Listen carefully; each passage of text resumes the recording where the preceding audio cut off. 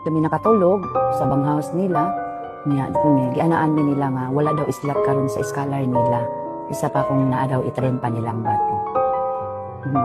Wala ko namugos pod.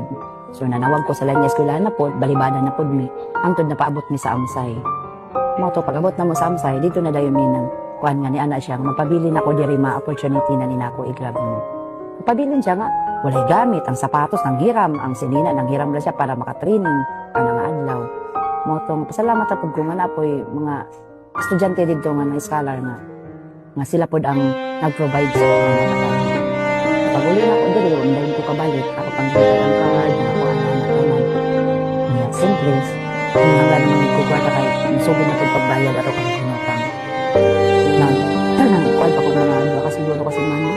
Kasi ako nibalik dito. Balik na ko dala na ako ang card, sinina, kaya na ako sa vegetarian